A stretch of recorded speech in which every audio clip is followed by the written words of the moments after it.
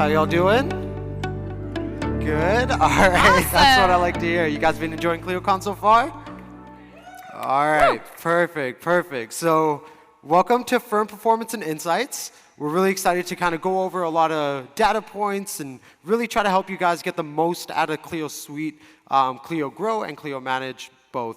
So yeah, let's get to it. So I'm Carolyn. I'm the manager of revenue operation systems at Clio. That means I work with our sales, marketing, and customer enablement teams to help manage our workflows and processes. And I've got to say, I'm really excited to be here. If you don't know me, I will tell you I am a huge nerd. I love this stuff. I love performance. I love data. I love spreadsheets. If you don't believe me, I'll show you my personal budget and my vacation planner, and you will know just how much of a nerd I am. And I also know I am not the only nerd in this room. I know we've got a whole bunch of law nerds here who are really passionate about legal technology, so welcome. Yeah. And I'm Sharma, so I am the user research coordinator at Clio. I help along with the research team, trying to find people that we can talk to for specific features and things like that, as well as foundational research, so just understanding the law field in general. And actually, up until earlier this year, I was a support agent for about 11 and a half months. So if you recognize my name or my voice, which is a little raspy right now, but if you do, it's probably because I helped you guys clear your browser's cache to mitigate some of the issues that you're experiencing. I'm also really excited to be here because a big portion of my job was helping people understand how they can get the most out of Clio and really squeeze every penny that you put into your subscription. And we're going to talk a lot about a lot of the things I talked about, maybe one-on-one with you guys on the phone or even at the Smart Bar. And yeah, we want to do this for a lot of reasons, but this in particular. So this is what we want to do because we know you want to grow, and we want to support that. According to the Legal Trends report, 87% of firms are going to focus on growth in the next 2 to 3 years. Most of you are going to focus on growing your top-line revenue, but you can also achieve growth by optimizing your firm and finding areas of efficiencies. Where can you spend less, earn more? And you also use Clio. You already have access to all of this great data, and this can be a huge competitive advantage. It's also really important to track this data because we do know that while you are really focused on improving your firm performance, we also want to make sure that you're doing so while you improve your client experience. We have this common theme of thriving here this year at ClioCon, and we want to make sure that we're helping you set up your firm to thrive. And while it's not necessarily obvious, we do know that firm performance is highly correlated with client experience. So happy customers means your firm's probably doing pretty well. So we're going to walk you through a number of key performance indicators, or KPIs, that are going to help you manage your law firm. And we're going to think of KPIs like your car dashboard. They're the most important numbers. This is what you look at when you start your car, during your journey. You instantly know how fast you're going, how hard the engine is working, and whether you need oil. You instantly know if you need to speed up, slow down, get some gas, or have the engine checked. This is important. And it's the same for your firm. Is it time to hire an office manager? Invest in marketing communications. Increase your billable rates. Without KPIs, you're driving your law firm blind. And you're also going to find all of these KPIs throughout your entire client journey. There's no single KPI that's going to tell you how your firm's doing at a glance. KPIs are used to view entirely. So you're going to have probably at least 5, 6, maybe even 7 key performance indicators that you're going to need to use. Yeah, maybe more. But you're going to definitely need to use all of these to understand how your firm's doing. So this goes from when your client is shopping around for products to when you're actually working on a case for your client, all the way through advocacy. So making sure you're collecting referrals and checking how your client experience went at the end of a case. So what are we going to cover today? So we'll walk through some KPIs on tracking leads and understanding your lead pipeline. We'll also talk about managing your time, especially the difference between billable and non-billable time. We're also going to be talking about billing your clients and setting your rates to make sure that you're profitable. And then we're going to move on to collecting payments and monitoring your collection rate. Before finally, let's talk about referrals, which is going to feed the funnel all over again. So if you were lucky enough to attend Mick and Jeff's presentations earlier today, they talked a lot about the new features that we're working on at Clio, one of which is this new Insights dashboard. So we talk a lot at ClioCon about making sure you guys have the data that you need to make the decisions you need to make. And we talk about three key performance indicators specifically. The first of which is utilization rate, which is essentially how much of your total time are you actually billing. Next is realization rate, which is out of all of that billable time, how much of it is actually ending up on your client's bill. We do know that some attorneys like to say, I'm not actually going to charge my client for that billable meeting, and other things like that. You want to make sure you're tracking all those decisions as well. The next is your collection rate. So after you've sent your bill to your client, how are you actually doing when it comes to collecting payments? Are you sending reminders? Are you making sure that you're collecting 100% of what you're actually billing your clients? And this is really huge.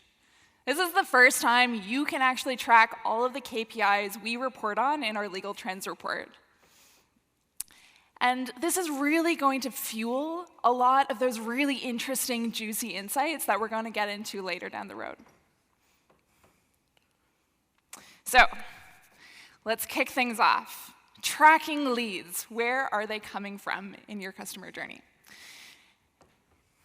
So what we want to do is we want to make sure that you're tracking every part of that customer journey. And the customer journey doesn't start when they retain you. It starts when they start shopping around for legal services. So if their journey starts there, your metrics should as well. And we're going to think of leads like your fuel gauge. The more you have, the further you'll go. And this topic resonates a lot with me because this is what I focus on at Clio. This is where I focus all of my time. And specifically, we focus a lot of things on leads. And the two things that we focus the most on are volume, so how many leads are entering the top of our funnel, and quality. Are they converting? Are they converting into consultations? Are they converting into paid clients? And we look at this information in the terms of a funnel.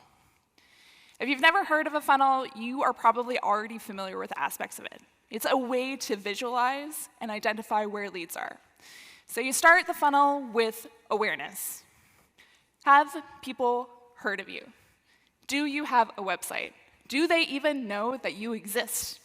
You want the top of your funnel to be healthy and wide because you know that the funnel is going to get narrower as leads travel down. Next. Interest. You want to capture someone's attention. They are going to shop around, they are going to explore different options, and this is a time where they test and see if you are the right fit to solve their legal challenge.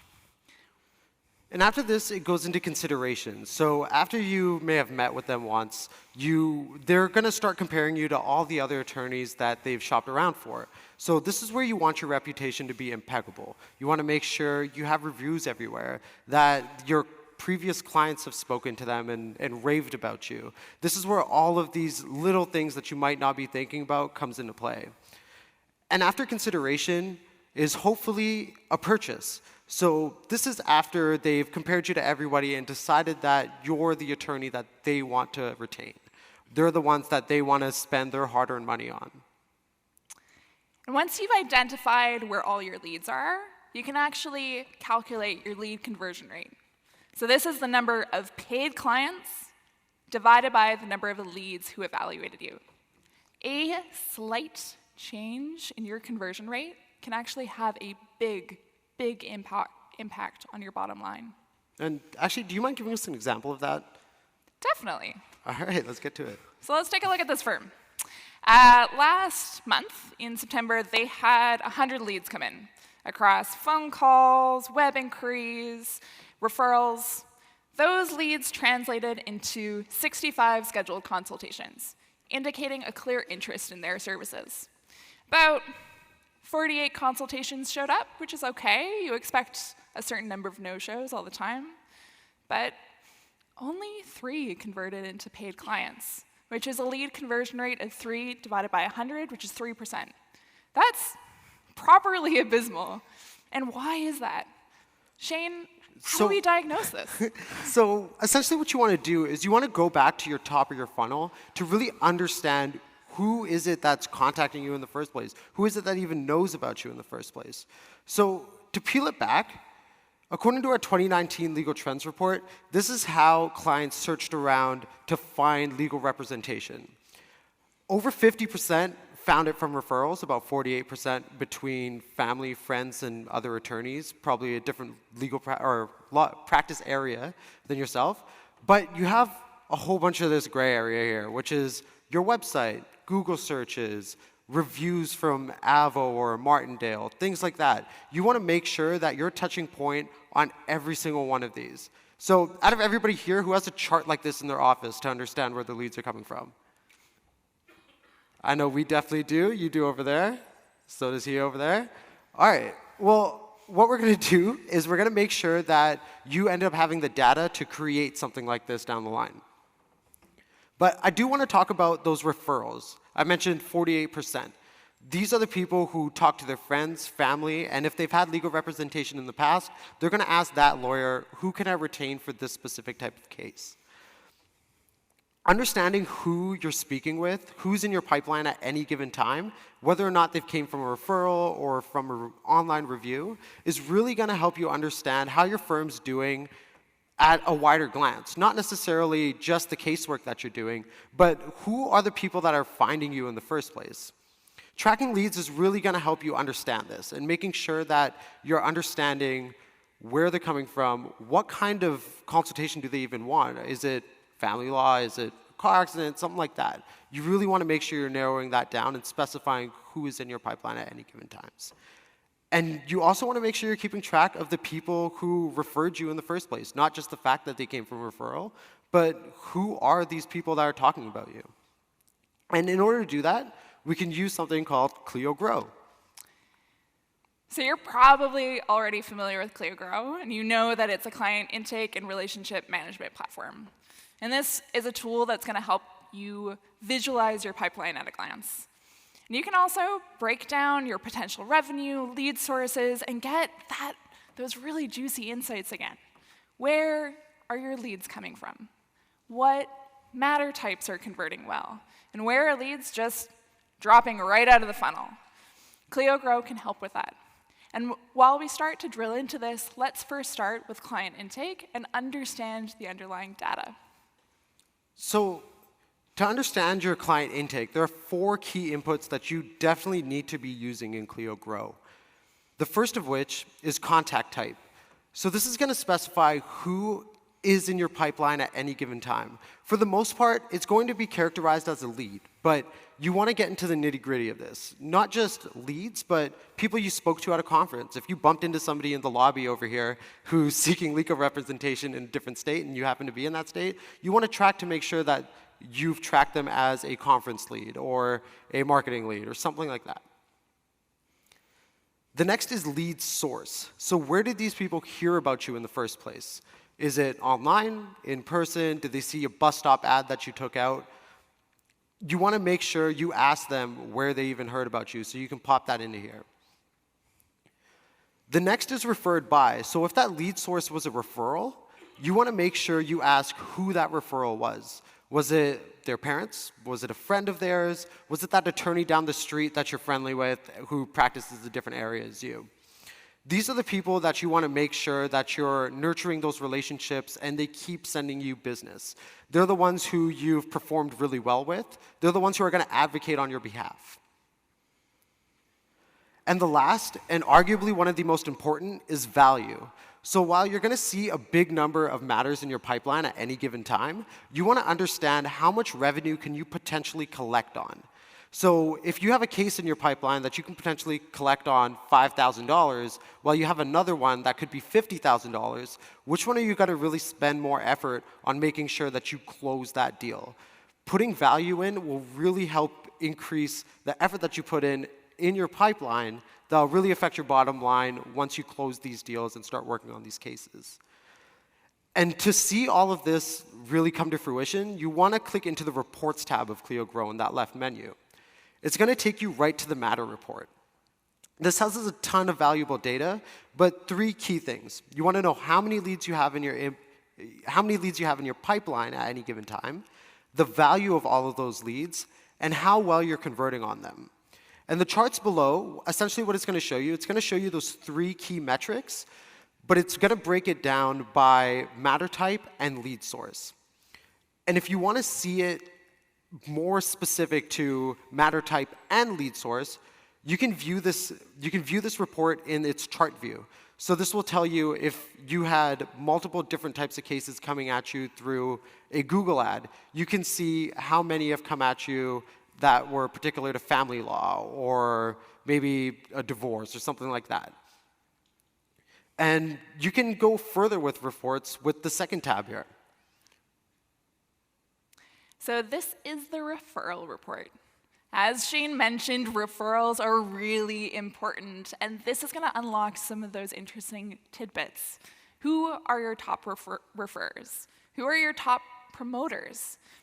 You may not be paying these people, and in many cases, they're probably paying you, but having a really good sense of who they are is going to help you manage your firm. And you might want to send them a gift basket or two. Exactly. All right, so we mentioned earlier that leads are kind of like your fuel. They're going to get you as far as you can possibly go. And we want to make sure that your overall goal here is to obtain quality customers, or clients in your case. These are like 90-plus octane customers. They're the supreme level customers.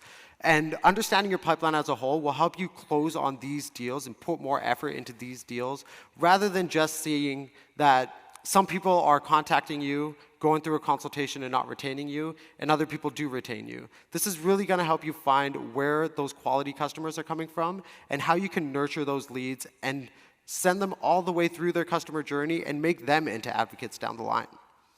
But once you do fill up your tank, how are you going to use that gas? All right, so moving along on the customer journey, we're moving into managing your time. And understanding where your time is going is really critical before we even start talking about optimization. And we really want to make sure that you have the tools to unlock these really interesting areas. So this is the part of the client journey that you're all really familiar with. It's the bread and butter of your firm, the casework. The part that it's always an area where you know you can improve your efficiencies on, but you don't quite know how. And managing your time is actually a really great place to start. So we know that the top 2 priorities of firms that we interviewed for our 2018 Legal Trends report were to improve revenue as well as to improve efficiency. So what we want to help you with is how can you improve your revenue without necessarily spending more money or increasing your overhead? And it's all in managing your time better. So we're going to think of this like miles per gallon. You want to maximize the number of miles you get out of a full tank. And this is going to help you identify, as Shane mentioned, what tasks can be automated. Where are you spending your time? And where did that missing time go? And we're going to look at this in terms of the utilization rate. As most of you know, your utilization rate is the number of billable hours divided by the number of available hours. And what we know is that the average utilization rate for firms is 31%. We got some feedback last year when we said this number, and it was pretty crazy that people were working 8 hours and only billing anywhere between 2.4, 2.7 hours in the day. We also got some feedback that it was crazy that people were only working 8 hours in a day in the first place, but that's a separate issue that we're not going to get into today. But either way, let's make sure that we're aiming for higher and we're seeing how this goes. So in the industry as a whole, we see that stable firms and growing firms keep their utilization rate roughly above 30%. So if you're staying above 30%, either going up or down, fluctuating a little bit, you're probably safe. But shrinking firms obviously aren't using their time as well as they could be. They're spending most of their time doing non-billable work or just not doing work at all. And we want to make sure that you're working to improve that utilization rate. So where do we go from here? Again, we're going to start with some standardized inputs. What gets measured gets managed. And having standard, clean data is going to really support some of that downstream reporting. And if we haven't made that clear, Shane and I care about this a lot. We care about data cleanliness. We want your reporting to be easy, and we want you to make better decisions. So we're going to focus on two key components of creating a time entry: activity categories and non-billable time. So let's start with the activity categories here. Who is familiar with activity categories and actually uses them regularly? All right, I see a decent amount of hands. So for those of you who don't know what activity categories are, it's a way for you to group tasks or wherever you're spending your time under a common theme. Think of this like drafting writing emails, meeting with clients, and even non-billable tasks like traveling, or if you have a certain type of non-billable consultation, you want to make sure you're tracking all of that and grouping it under these activity categories. With data cleanliness being at the core of reporting, we know this is a great place to start. So with activity categories, you can assign a custom flat rate, even have it be your default rate, or even set permissions to see who can use it. And activity categories can be found just under duration here. So right under there, under that drop-down, you'll see any activity category you're able to use. And for those of you who don't know how to add activity categories, you can get to this page by clicking that Manage Categories button in your Activities tab when you click on the left side. And then when you click New Category, it's going to have this little pop-up here. You just add a name, add a billing method, whether or not you want it to be your default rate, a custom hourly rate, or even a flat rate. So if you charge a specific rate for a specific type of activity that's part of an hourly matter, you can do that in here. And that'll really help with like mixed billing methods and things like that. And then permissions. So if you're a managing partner, you might not want an associate or even a paralegal to use specific activity categories that have custom rates. Then you can make sure that only you and other managing partners have permissions to even see that activity category, so nobody else can use it. So moving along, let's talk about non-billable time. Tracking all of your time is really, really key to unlocking some of these reporting pieces. Using Clio's new non-billable time feature that was released in the summer, this is really easy. There's going to be a nice little checkbox on every time entry. And the most important bit, you can report on this. This is really cool. I don't know if you believe me, but I really do love data, and this is really, really exciting. And I'm going to walk you through some key insights that you can pull. So in the Matters Activity tab, what we're going to do is we're going to actually export some of this data. You're going to see a button called Export at the bottom, select CSV, all available columns, and you're off to the races. You can open this in your spreadsheet tool of choice, Excel, Numbers, Google Sheets. There are free options if you need. And you can really slice and dice this data. You can sum it. You can pivot it. You can gain interesting insights. So let's have a look. Here, we can actually see the number of hours that are spent by activity type. And we can even split this up into billable and non-billable time with a total. We can also show you the value of this time, because you actually assign a rate for every non-billable hour, which means you can see how the value of all that non-billable time. You can also look at this in terms of user. So here we've got billable and non-billable time with a total for both Shane and myself. And Shane's logged more hours than me. But when we apply a utilization rate, which is the number of billable hours divided by the total hours, I'm actually kicking his butt. That's true. So what should you be doing after you slice and dice this data? Well, if you were me, you'd close Excel and start plotting your revenge on Carolyn. But What you actually should be doing is you need to create a process. So I was actually at the Smart Bar earlier, and pretty much everybody I talked to said, wow, this non-billable time feature is great, but how do we start getting people to use it? And that really depends on the culture of your firm, and developing a culture of tracking everything that you do, regardless of the fact if it's going to end up on a bill or not, is really important. It's going to be tough. It's going to be an uphill battle, but these are the insights that are going to really help you squeeze the most out of your firm without having to hire an extra body, without having to take in more or spend, more and more money to try to get your revenue up. The next thing you want to do is you want to simplify or automate whatever it is that you can. We have features like text snippets, document automation within Clio Manage that can really save you a little bit of time. And these can automate those repetitive things. And whenever you're using activity categories, it's really going to tell you that if you're spending a lot of time doing things like creating documents, drafting documents, for example, or traveling to meetings, you might want to consider things like using a conferencing app like Zoom, or instead of traveling 3 hours for a client meeting, or using our document automation tool.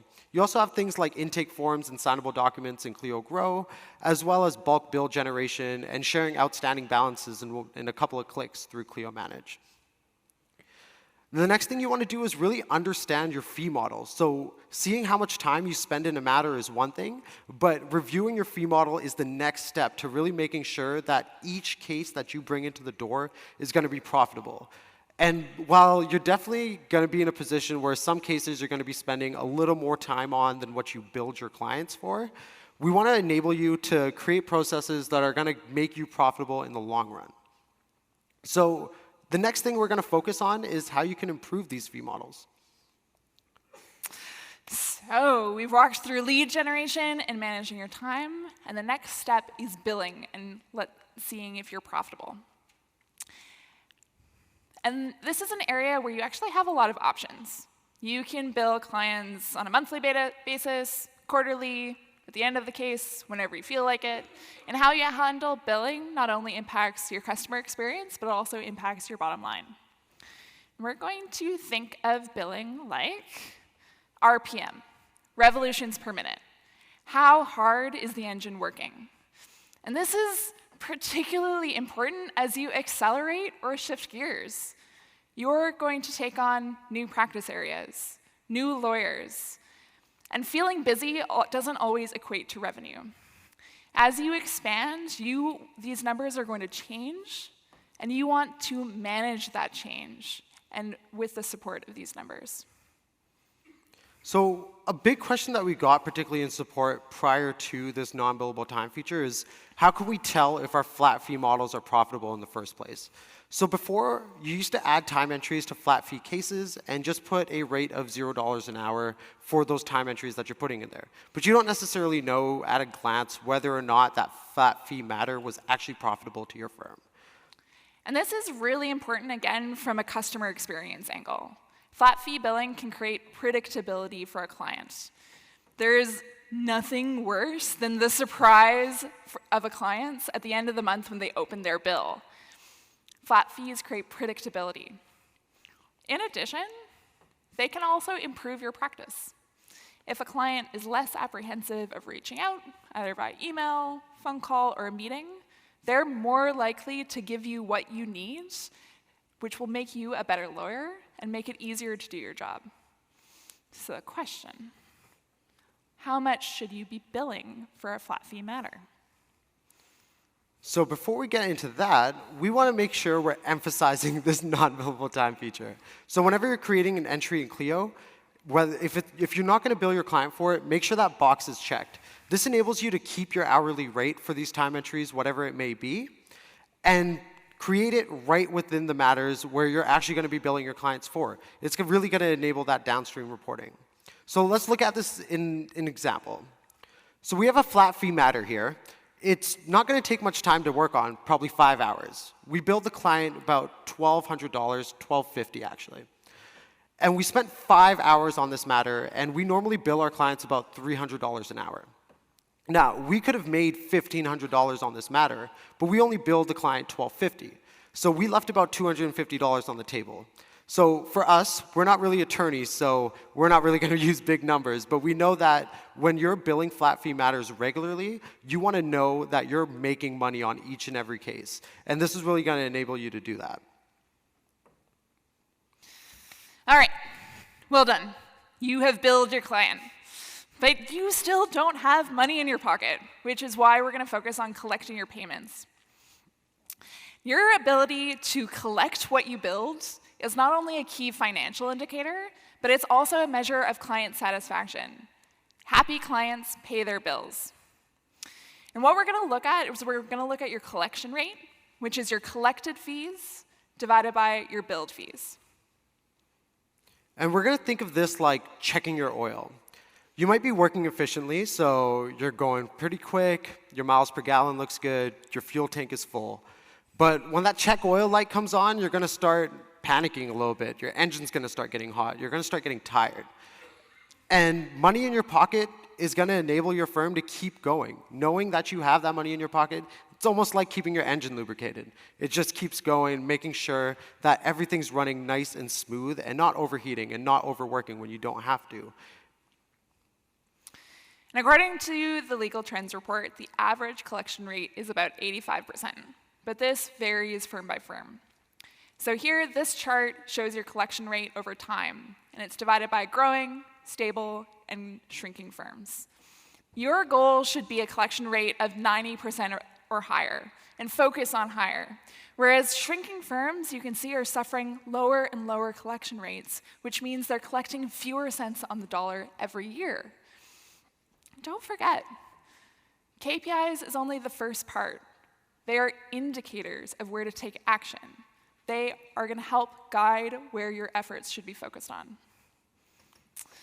And again, we're going to drill into some interesting data.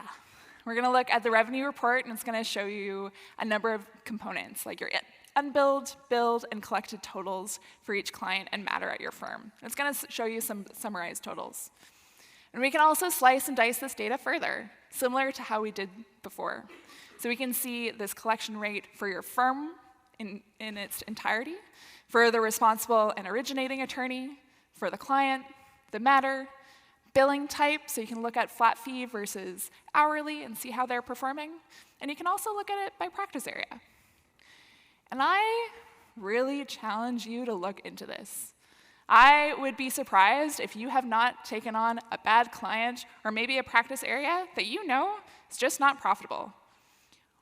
Really think about it and validate your assumptions with Clio. And now that you know your number, make it better. You don't want to write off more than you need to. So the first thing that we want you to do is we want you to review your fee agreements. So are you outlining clear expectations on when you're expecting a payment from your client? Are you making sure that those payments are received on time? What happens if they don't pay their bill? You want to make sure that this is communicated right at the time that they retain you. The next is reviewing your bill schedule. So are you ensuring that you're billing once a month? Are you only going to be billing right after the case is done? That really depends on how you bill your clients, but you want to outline this right at the beginning. Those people that bill whenever they feel like billing, it's really going to impact your collection rate. Next, it's time to consider some online credit card payments. We know that this impacts the client experience in a positive way, but also can mean you're going to get paid faster and you're going to get paid more. 57% of invoices that have options for online payments get paid in the same day. 85% get paid the same week. This is huge. And as we mentioned, you will also collect more. On average, you're going to see a 28% increase in collected accounts receivable. And also worth noting, these additions to your collections far outweigh any transaction fees that you're going to experience. And that's actually something we hear often, is whenever somebody calls into support and we ask if they use Clio payments, they say, I don't want to pay any of those transaction fees. It's not for me. And so with that feedback, we created something called the Clio Payments Calculator. And for this example that we're going to do, let's say you're a small to medium-sized firm, and you're billing about $30,000 a month. Now, with the averages of what your collection rate might be, you're probably going to collect just over $22,000 of that, which doesn't seem like much compared to your $30,000. But talking to a lot of firms that only accept cash and check payments, we see that their collection rates are actually fairly low, and they're chasing after that AR quite often. Taking in Clio payments now, you're going to see collections of well over $24,000, which still isn't that $30,000, but you're seeing an increase of $1,700. And that far outweighs the almost $500 in transaction fees that you're paying. So you're actually going to see an increase of over $2,200, but again, you have those transaction fees, which still far outweighs the gains that you're going to make. And once you enable Clio payments, that enables you to do other things like payment plans. Yeah, so payment plans offer really flexible options for clients who may perhaps not be ready to undergo a big legal disruption in their lives and might be jarred by the bill that you're going to provide. This is going to give them the option to make incremental payments either to their balance or to a trust account. And then finally, don't forget to consider your practice areas and clients. Listen to your gut and the data. You really want to make sure you're looking at which practice areas are profitable for yourself. And you also want to make sure that you think that without doing any of the other things we talked about earlier, just reviewing your payment structure is going to increase your revenue. So you made it. You generated leads, you managed your time, you billed your clients, and you put some money in your pocket. You earned yourself a nice profit. But you're going to be forgetting something, and that's generating referrals. Retention and advocacy, which is the end part of your client journey, is really important to make sure you're tracking. We mentioned that 48% of clients rely on friends, families, and other lawyers to obtain another attorney. So we want to know, are your clients happy? Are you even tracking it? And to tackle this, we're going to look at something called the Net Promoter Score, NPS. Clio actually uses this tool internally to make sure we're developing a product that people can brag about. Not just a conference that people can go back and really tell their friends about, but a product that they can tell their friends about. So in order to service this a little better, within Clio, what you can do is you can create Matter custom fields and pop an NPS score and some feedback right into it, and then use a Matters export to report directly on which practice areas, which clients are giving you the highest NPS. But let's first focus on how to calculate NPS. So what is NPS? NPS is a number, a metric, that is generated by asking a very simple question. On a scale of 0 to 10, how likely are you to recommend my service to a friend or colleague? So what you want to do with NPS is you want to think of it as your check engine light. While everything is going great, you're going down the highway at 120 miles an hour driving down to San Diego, and this check engine light comes on. Now, I don't know about you guys, but the second my check engine light comes on, I am sweating bullets. I don't know what's going to happen. I don't know how much it's going to cost me. But I do know I need to figure it out fast. And what you want to do is you want to think of NPS kind of like your mechanic. This is going to tell you exactly why this light came on and what you can do to fix it. So to get your number, what you're going to do is you're going to collect all the responses from that question we provided and sort them into 3 buckets. The first bucket is detractors. They scored 0 to 6, and honestly, they weren't super thrilled with the service you provided them. The next bucket is passives. They scored 7 to 8. And their response was more meh. And then finally, these are our favorites, the promoters, 9s and 10s. These are the people who are raving about you to friends and colleagues. You can then calculate your total score. You're going to get a number that ranges from -100 to 100 by subtracting the percentage of detractors from the percentage of promoters. Let's see an example. Sure. So if you had, let's say, you sent out 100 surveys and you got 100 responses back. If 100 of them were promoters, 0 detractors, you have an NPS of 100. And that is incredible. If you can achieve an NPS of 100, you should write a book about client experience, and we'll put it up for pre-order at our next ClioCon. But if it went the opposite way, you would have an NPS of negative 100. You need to act fast. You need to really figure out why your clients are not happy with your services. But let's look at something a little more realistic.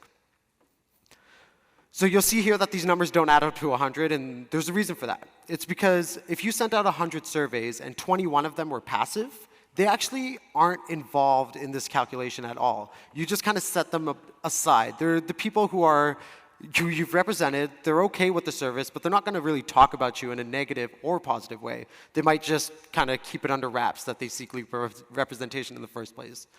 But if you had 61 promoters and 18 detractors, you're going to have an NPS of 43, which doesn't sound very high, but it's actually pretty good. So how do you stack up? Well, as Shane mentioned, you're actually doing OK, because the average for lawyers is about 25.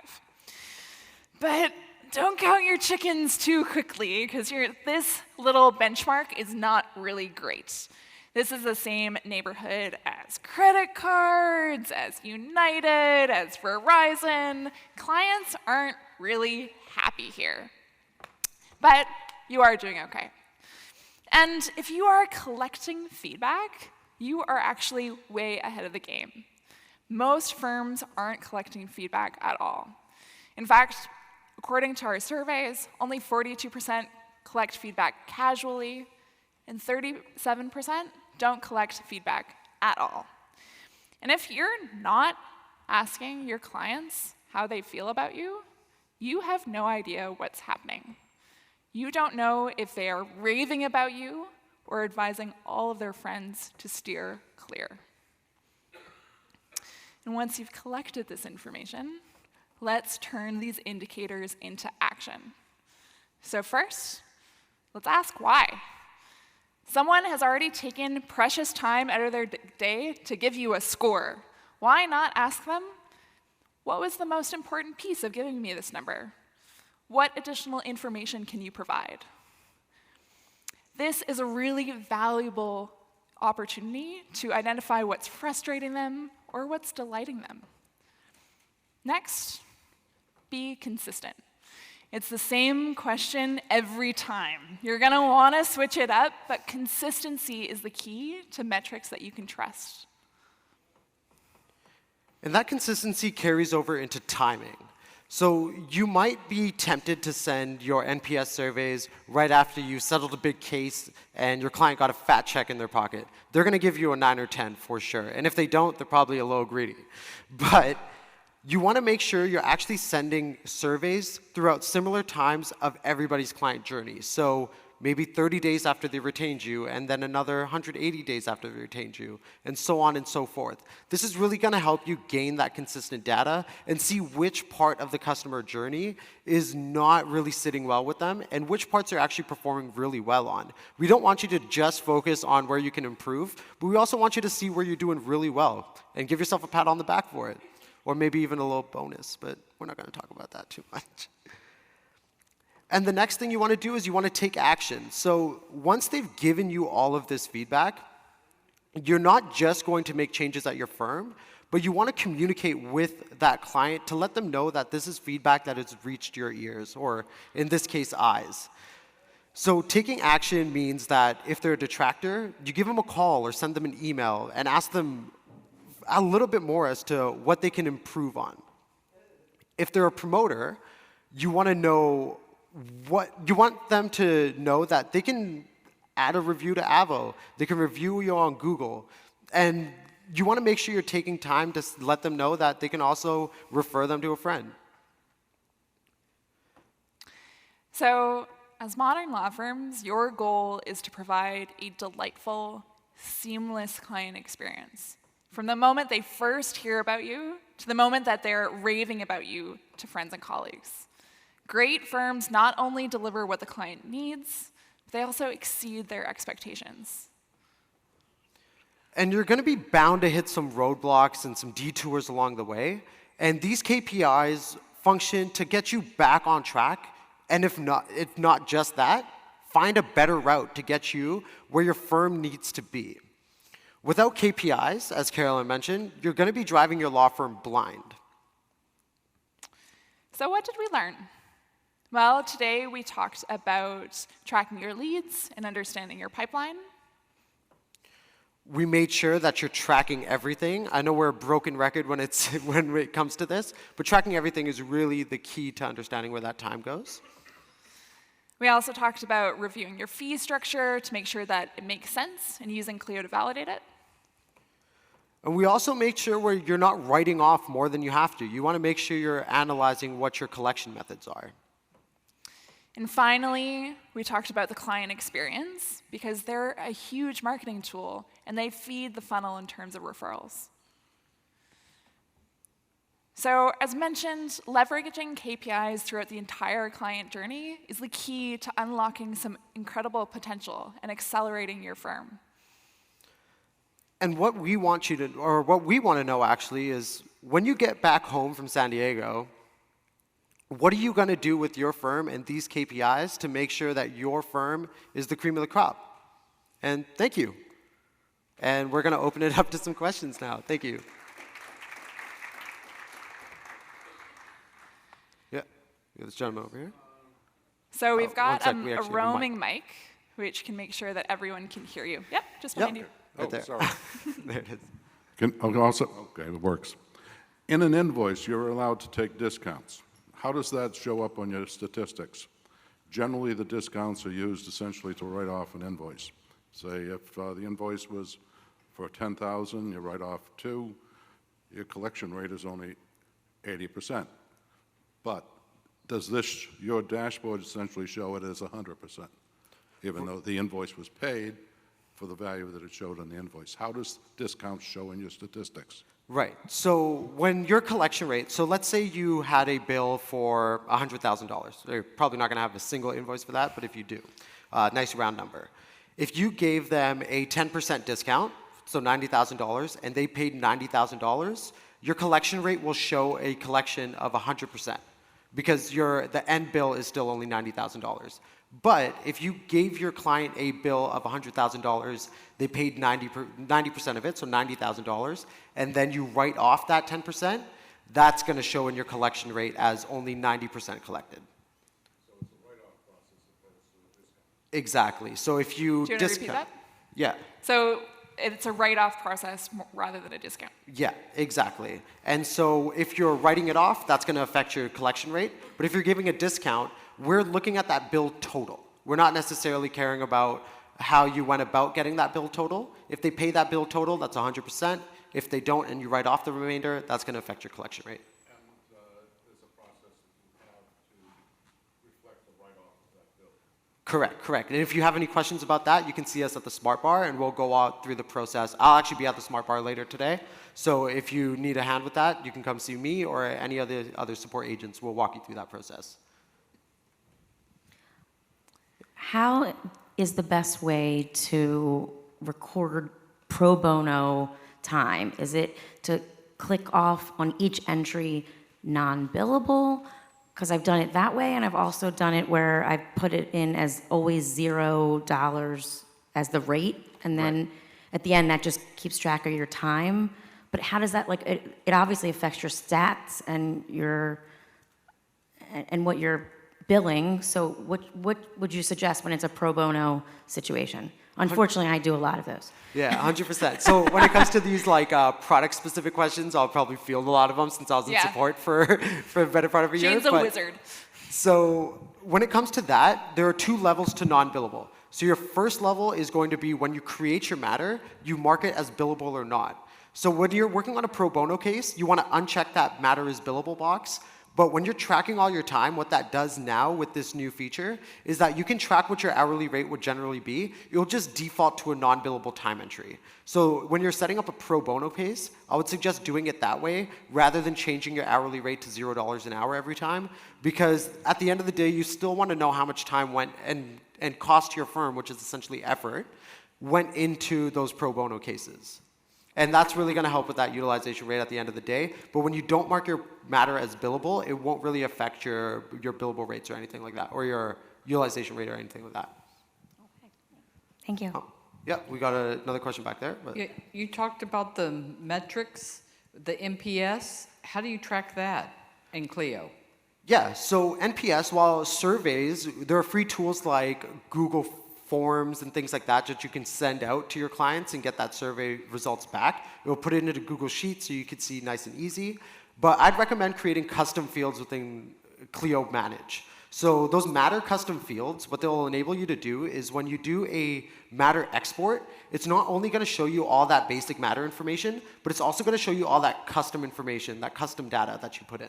So when you add custom fields, you'll have the ability to put both qualitative data, so that number, and quantitative data, which is like that survey answer that you had, which is, okay, you gave me a score of X, why did you do that? So you'll be able to report on that, pop that into Excel the way Carolyn said, and then slice and dice your data that way.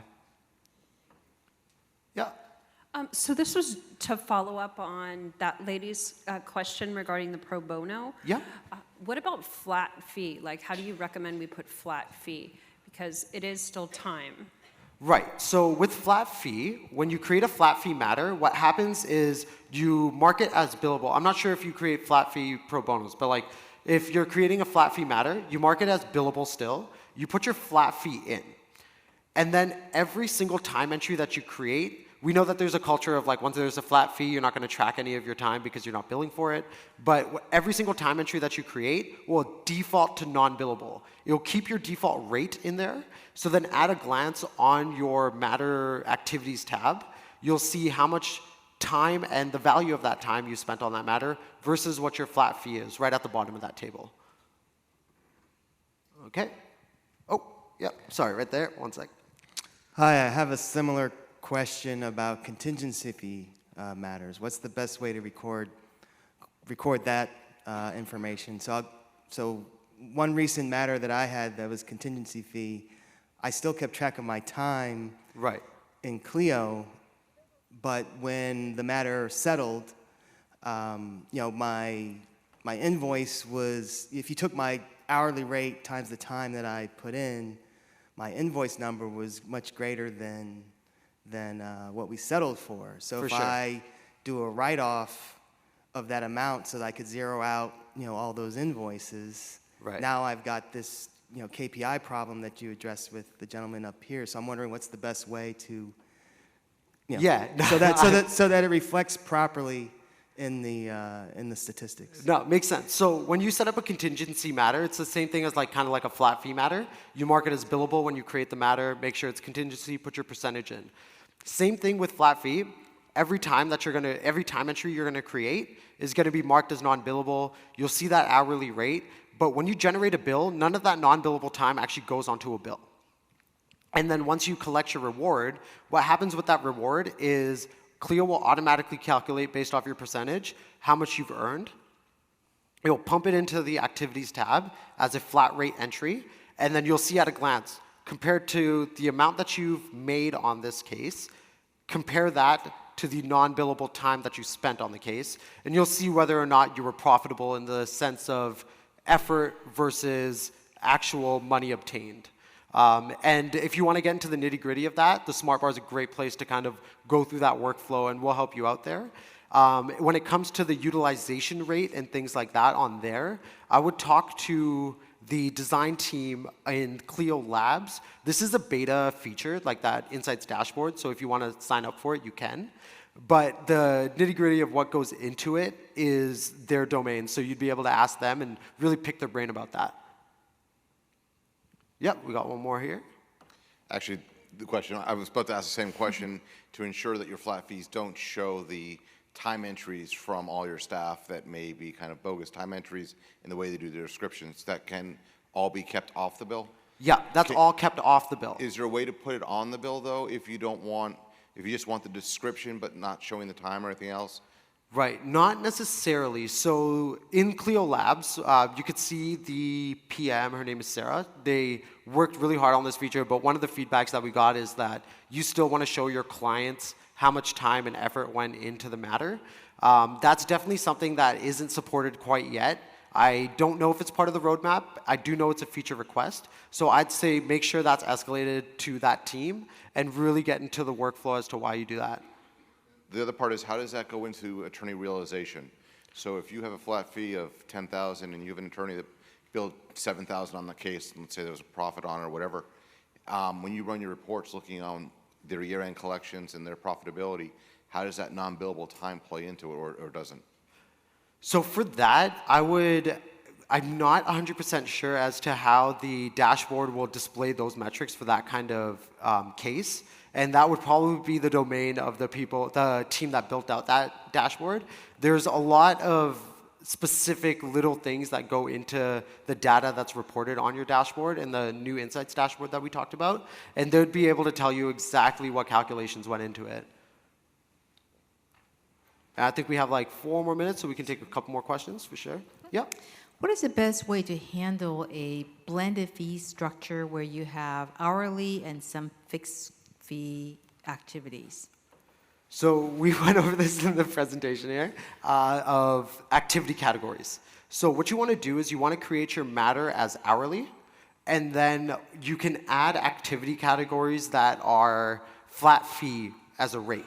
So when you create a time entry and select that activity category, the duration box gets grayed out, and the rate you can still change. So if you're going to charge hourly for some tasks, but flat fee for like retention and things like that, you can add those right to an hourly matter. The caveat to that is that since it's set up as an hourly matter, every new time entry isn't going to default as non-billable. So if you're going to be billing for some time entries and not billing for others, you want to make sure you're checking that box if it's going to be a non-billable time entry or not, if that makes sense. Okay, I think so. Yeah, and we can go over that workflow right after this as well. Yeah. Thank you. Any other questions? All right. Nice. Well, I think we'll be in the Smart Bar, or I'll also be in the Marketplace. So if you have other questions that come up, come find us. We love to chat. We love to learn about your practice. And thank you so much for joining us today. All right. Enjoy the rest of the conference.